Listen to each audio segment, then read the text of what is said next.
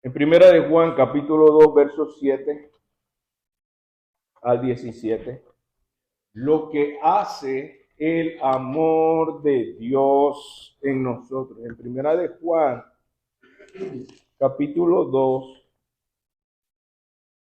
versos 7 al 17, el Señor nos habla en su palabra lo que hace el amor de Dios en nosotros. En Primera de Juan, en los últimos libros del Nuevo Testamento, está Primera de Juan, capítulo 2, versos 7 al 17, podemos encontrar el mensaje de Dios, lo que hace el amor de Dios en nosotros. Les invitamos, amados, a ayudar y compartir también a aquellos que quieren estar en el mismo pasaje. En Primera de Juan, capítulo 2, verso 7 al 17, ya casi al final de la Biblia, justo después de Segunda de Pedro y antes de Segunda de Juan. Ahí está Primera de Juan, capítulo 2,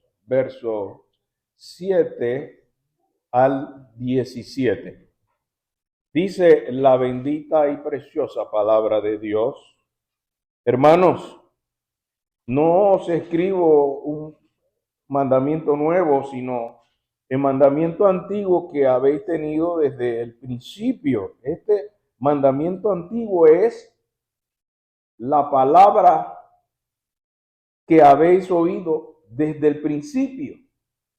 Sin embargo, os escribo un mandamiento que es verdadero en él y en vosotros, porque las tinieblas van pasando y la luz verdadera ya alumbra. El que dice que está en luz y aborrece a su hermano está todavía en tinieblas. El que ama a su hermano permanece en la luz y en él no hay tropiezo. Pero el que aborrece a su hermano está en tinieblas y anda en tinieblas y no sabe a dónde va porque las tinieblas le han cegado los ojos. Os escribo a vosotros, hijitos, porque vuestros pecados os han sido perdonados por su nombre. Os escribo a vosotros, padres, porque conocéis al que es desde el principio. Os escribo a vosotros, jóvenes, porque habéis vencido al maligno. Os escribo a vosotros, hijitos, porque habéis conocido al Padre. Os he escrito a vosotros, padres, porque habéis conocido al que es desde el principio. Os he escrito a vosotros, jóvenes, porque sois fuertes y la palabra de Dios permanece en vosotros y habéis vencido al maligno. No améis al mundo ni las cosas que están en el mundo. Si alguno ama al mundo, el amor del Padre no está en él. Porque todo lo que hay en el mundo, los deseos de la carne, los deseos de los ojos y la vanagloria de la vida, no proviene del Padre, sino del mundo. Y el mundo pasa y su deseo, pero el que hace la voluntad de Dios permanece para siempre. Gracias, Señor, por esa palabra bendita. Úsala de tal manera que podamos encontrar inspiración para ir a la acción de tu santa voluntad. Guíanos con tu Santo Espíritu, Señor. Engrandece tu nombre, edifica tu pueblo y todos los que aquí están sepan que Jehová vive y reina y habla en su palabra. Te invocamos en el nombre del Padre, del Hijo y del Espíritu Santo. Amén. Ciertamente esta semana se han dado muchas expresiones celebrando el amor y San Valentín y el día de los enamorados, y el día de la amistad, vieran los lugares comerciales como se vendieron flores, qué cantidad de flores y chocolates y peluches y regalos para mostrar amistad y amor. Pero también había muchos quienes seguían sus días de rutina, puesto que no contaban con la mejor motivación para celebrar. Y es que desconocen lo que hace el amor de Dios en nosotros. Cuando el amor de Dios llega a nosotros, nos inunda de tal manera que nos guía a hacer su voluntad, de recibir su amor y de compartirlo también, de recibir su perdón y también dar el perdón, porque si hay dolor en las emociones y en los sentimientos defraudados y resentimientos, difícilmente queremos expresar ni amistad ni amor. Pero cuando conocemos a Dios, tenemos el recurso más glorioso de ser capacitados para amar y perdonar, para valorar el amor de Dios que nos capacita. Y esto es lo que el Señor nos dice en su palabra, lo que hace el amor de Dios en nosotros. Dice, hermanos, no se escribo mandamientos nuevos, y desde el principio el primer mandamiento es amar a Dios sobre todas las cosas, con todo nuestro ser, y al prójimo como a nosotros mismos. Así que este es el principio que comienza aquí el apóstol diciéndonos en Primera de Juan, capítulo 2, versículo 7. Esto no es nuevo. Este mandamiento es antiguo.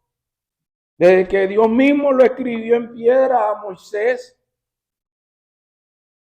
lo tenemos desde el principio, dice el verso 7, hermanos, no escribo mandamiento nuevo, sino mandamiento antiguo que habéis tenido desde el principio. Este mandamiento antiguo es la palabra que habéis oído desde el principio.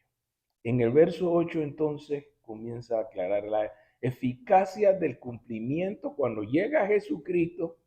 Ya ese mandamiento antiguo se convierte en una nueva vivencia. Dijo Jesús, yo no he venido para abolir, sino para cumplir. Y aquí se manifiesta el más grande amor, que Jesucristo llega voluntariamente a ofrecer su vida para que nosotros sepamos que no es solo hablar, sino también alumbrar la voluntad de Dios en medio nuestro. Entonces el versículo 8 entra a decir, sin embargo, os escribo un mandamiento nuevo que es verdadero. ¿En quién? En el que confesó, yo soy la verdad, el camino y la vida. Este es el verdadero en él y en vosotros, porque las tinieblas van pasando y la luz verdadera alumbra. Qué bonita expresión que habla de que no es que ya toda la sombra se fue, que ya toda la tiniebla se fue. Verso 8 habla claramente de que este es un proceso de santificación que Cristo viene a hacer en cada uno de nosotros. Por eso cuando él dice, y en vosotros, las tinieblas van pasando y la luz, que la luz verdadera ya alumbra. ¿Y cómo es esto? Verso 9 lo va explicando. Dice, el que dice que está en la luz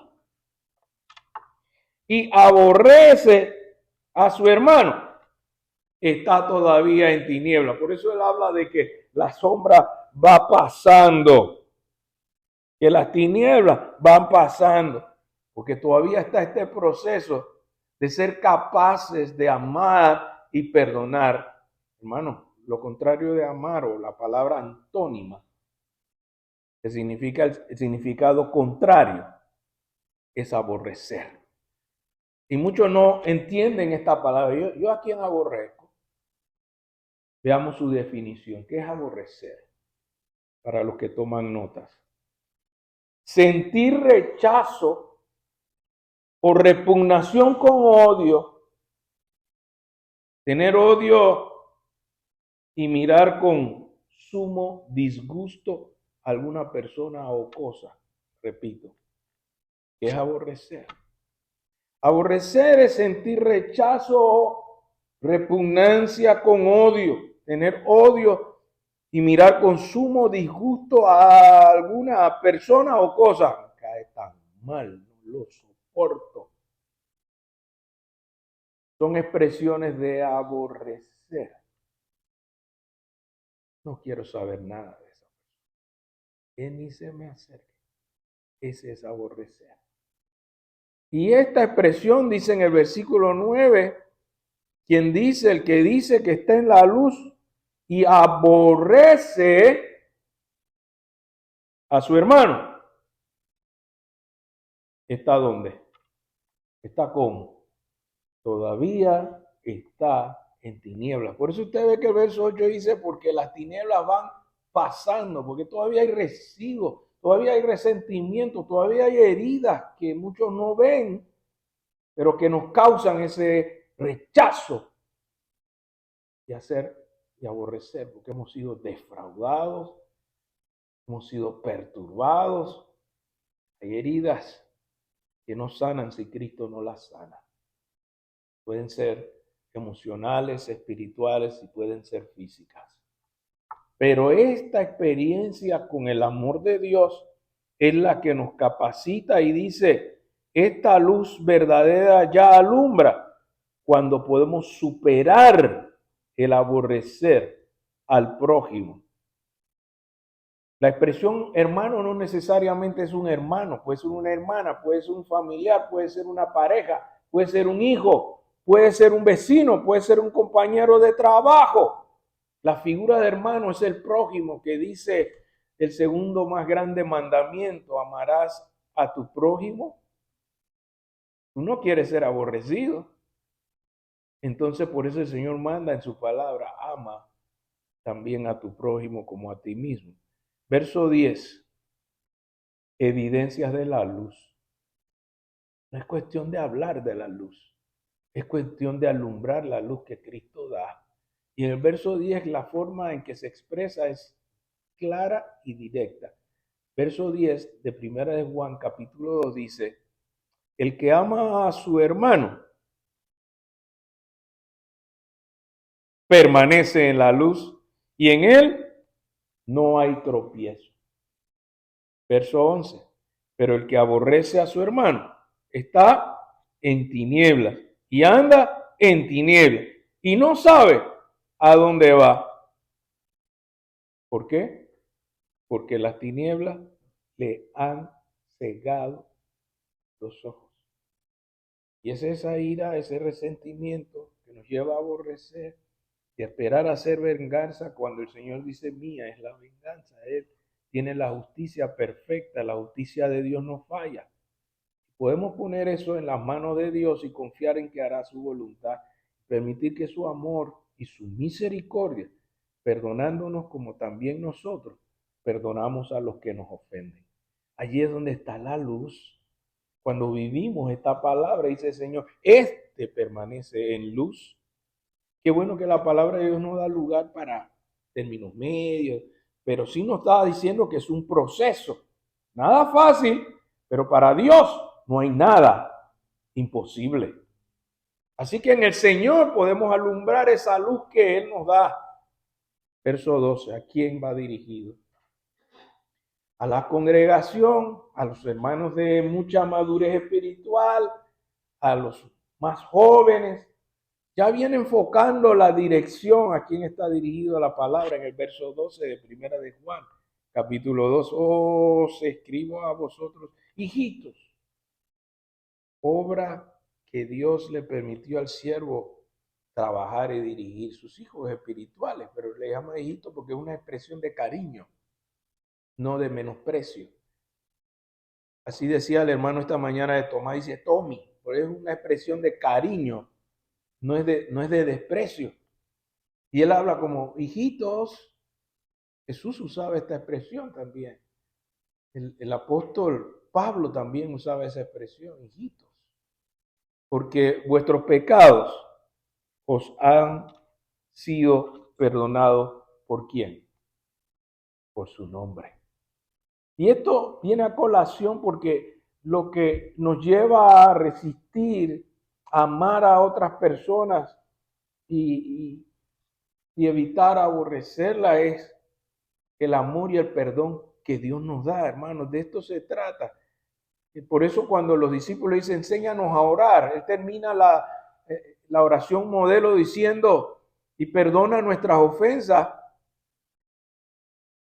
así como también nosotros perdonamos. Así que por eso, en este versículo 12, él hace el énfasis de recordarnos quién perdona nuestros pecados. ¿Hay alguien aquí que Dios le ha perdonado? Ese es el perdón, esa es la misericordia que Dios dice que nosotros tenemos de parte de Él, que nos capacita también para perdonar. Por eso Él se lo recuerda y dice, hijitos, acuérdense de esto, porque vuestros pecados os han sido perdonados por su nombre. Verso 13, os escribo a vosotros padres. Ah, sí, porque ya habían hermanos que también habían tenido discípulos, que también habían enseñado a otros. No solamente los padres de hijos físicos, sino también los hijos espirituales. Y él le dice, padres, porque conocéis al que es desde el principio, os escribo a vosotros jóvenes, los que ya habían empezado el camino y estaban nuevos en la iglesia, porque habéis vencido al maligno. Os escribo a vosotros hijitos, otra vez a la congregación, porque habéis conocido al Padre. Verso 14, ¿a quién va dirigido? Os escribo a vosotros padres, porque habéis conocido al que es desde el principio. Os escribo a vosotros jóvenes, porque sois fuertes y la palabra de Dios permanece en vosotros y habéis vencido al maligno. ¿Cuántos creen que hay victoria en Cristo? Amén. Y esa es la victoria que Él está proclamando aquí, al que quiere que nosotros tomemos para inspirarnos. Y ya termina en los últimos versículos a la acción nuevamente, que te libera de esa actitud de aborrecer, cuando estás lleno del amor de Dios, cuando estás lleno de la presencia de Dios, pero cuando te influencian estos elementos que Él empieza a mencionar en los versos 15 en adelante, es lo que causa el problema. ¿Cómo? Verso 15 de Primera de Juan, capítulo 2, dice, no améis al mundo ni las cosas que están en el mundo. Si alguno ama al mundo, ahí está el problema. Verso 15, el amor del Padre no está. Por eso la prioridad que establece la palabra de Dios y el primer mandamiento es amar a Dios sobre todas las cosas. Pero cuando todas las cosas nos atraen más, le dedicamos más tiempo y no hay tiempo para Dios porque estoy ocupado y estoy apurado, esa es la situación que nos lleva a veces a aborrecernos aún a nosotros mismos. Y sufrimos decepción, desaliento y le llaman ahora, esta persona está viviendo una angustia, una miseria, una depresión. Así es cuando uno solo está detrás de las cosas del mundo. Y entonces lo explica con más detalle en el verso 16. 3 elementos que hacen mucho daño a nuestra relación con Dios y con nuestro prójimo subsiguientemente. Dice el versículo 16, porque todo lo que hay en el mundo, ¿qué cosas? Las 3 elementos que se mencionan ahí. Los deseos de la carne, los deseos de los ojos y la vanagloria de la vida. Ahí está. Esto no proviene del Padre, sino del mundo.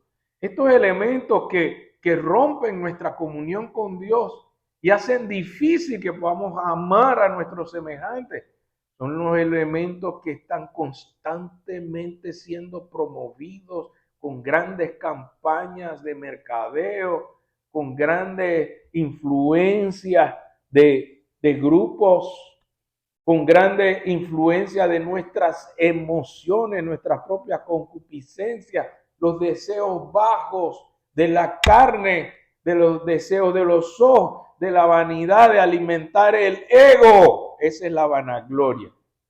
Yo quiero ser importante, yo quiero ser superior a muchos otros. Yo quiero ser rico, quiero ser millonario, billonario y trillonario. Esa vanidad que el mundo ofrece. Mira cómo se puede vivir con todos estos lujos. Esa vanagloria de la vida no proviene del Padre, porque Él tiene riquezas en gloria que son mucho más valorables si usted considera cuánto puede durar un tiempo en la eternidad comparado con lo poco que podemos disfrutar de esta vida, de lo que el mundo ofrece, que es pasajero. Por eso aterriza en el verso 17, dejando claro la eficacia y la duración de lo que ofrece el mundo y de lo que Dios ofrece. Véalo en el verso 17 de Primera de Juan, capítulo 2, versículo 17. Ahí aterriza cuando dice, y el mundo pasa y su deseo, pero el que hace la voluntad de Dios, ¿por cuánto tiempo? Permanece. El joven rico tuvo un mal cálculo, toda su fortuna, toda su riqueza, era difícil desprenderse de eso, pero ¿cuánto le iba a durar? Compara eso con eternidad, aunque todo me es lícito, pero no todo me conviene, todo me es lícito, pero no todo edifica, ni a Dios glorifica, ni nos extiende hasta la eternidad, pero lo que Dios da, ¿qué dice su palabra? Permanece por cuánto tiempo? Para siempre. Entonces, ¿cuál es la oferta más conveniente en nuestra relación con Dios y nuestro prójimo? Por eso el Señor nos decía en su palabra, amando según sus mandamientos. Y este es su mandamiento. Y se renueva cuando su luz nos ilumina, cuando su palabra nos guía a toda verdad, su Espíritu Santo. Hermano, y esto nos capacita para no aborrecer, sino amar. Y amar como Dios nos enseña que Él nos ama. Y a perdonar, al conocer que Dios nos ama y nos perdona. ¿Hay alguien aquí que Dios le ha mostrado su amor y su perdón? ¿Hay alguien aquí que puede decir, yo sí sé que Dios ama y perdona? Aun cuando para nosotros sea difícil, para Dios no es imposible. Él puede capacitarnos también para amar y perdonar. Por eso Él en su palabra nos está hablando hoy. Esto es lo que hace el amor de Dios en nosotros. El amor de Dios y su palabra no es solamente para decir qué bonito que Dios me ama. Lo más bonito es que ese amor se refleja en amar a otros como a nosotros mismos. Lo más bonito de su palabra es que la vivamos como Él nos enseña al que me ama. Guarde también mis mandamientos.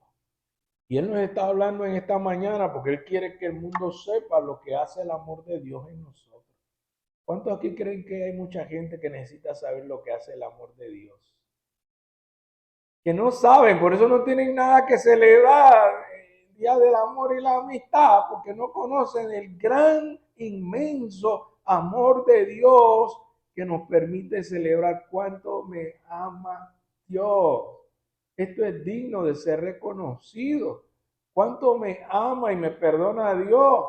Esto es digno de ser compartido con mi familia, con mis amigos, con mis vecinos, con mis compañeros de trabajo. Lo que hace Dios en nosotros con su amor es digno de ser obedecido.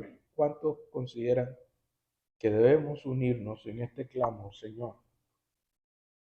Nadie me ha amado como tú me amas. Hay mucha gente que todavía tiene que saber lo que hace tu amor en medio de nosotros.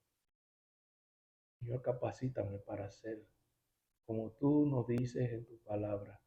vosotros sois la luz del mundo. Para aquellos que todavía que están en tinieblas, que están sufriendo, mucho desengaño, mucha decepción, mucha desesperanza, necesitan saber que hay una esperanza viva en Cristo Jesús. Necesitan saber que hay un amor que es verdadero, que puede traer luz en medio de nuestras tinieblas. ¿Cuántos en esta mañana quieren levantarse y unirse a este clamor con el pastor y decirle, Señor, el mundo necesita saber que tú vives, que tu amor permanece y los que en ti permanecen en tu voluntad permanecen para siempre? ¿Cuántos quieren ponerse de pie y decirle, Señor,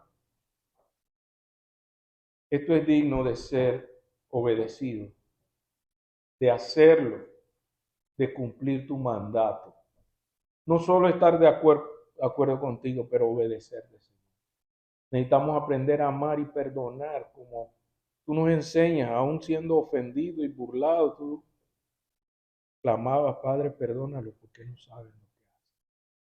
Enséñanos a amar como tú nos amas, Señor. Padre bueno, en esta hora te damos gracias porque tu palabra nos habla muy clara y directamente al corazón. Tenemos un Dios maravilloso que aún siendo pecadores, Cristo murió por nosotros. Aún así, los discípulos se acercaban a Jesús y le preguntaban, ¿y cuántas veces debo yo perdonar a mi hermano? No 7 veces, tantas veces como Dios nos ha perdonado y nos ha amado. Enséñanos a amar así, Señor, para que el mundo sepa que ese amor que tú tienes en nosotros es vivo, es real, es luz en medio de las tinieblas. Ilumínanos, Señor, con tu palabra para encontrar inspiración y motivación para la acción. Te invocamos en el nombre del Padre, del Hijo y del Espíritu Santo.